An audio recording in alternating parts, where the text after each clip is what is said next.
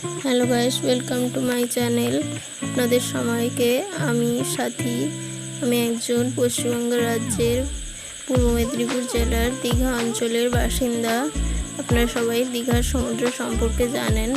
আজকে আমি আপনাদেরকে আমাদের বাড়িতে একটু ঘুরিয়ে আনি, চলুন।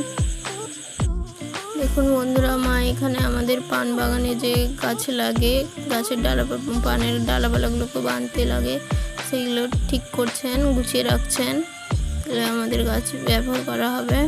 এই যে আর এতটুকু বাকি আছে, এগুলো এরকম করে গুছানো হয়। কাদের কাদের বাড়িতে এরকম হয় আপনারা অবশ্যই কমেন্ট করে জানাবেন, এবং কারা কারা আমার ভিডিও দেখছেন অবশ্যই একটা কমেন্ট করে যাবেন।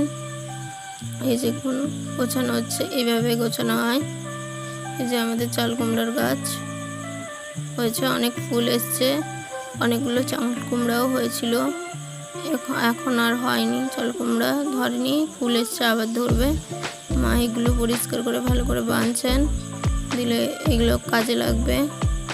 শুকানো হয়েছিল কিন্তু ঠিকঠাক শুকেনি, কাঁচা আছে বৃষ্টির জন্য।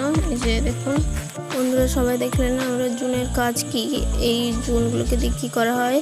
এবং আপনারা যারা যারা আমার ভিডিও দেখছেন অবশ্যই লাইক শেয়ার একটা ছোট্ট করে কমেন্ট করে অবশ্যই যাবেন, এবং আমারটাকে দয়া করে একটু সাবস্ক্রাইব করে পাশে থাকবেন। আজকের জন্য এইটুকুই, বাই বাই বন্ধুরা, অবশ্যই সবাই ভালো থাকবেন।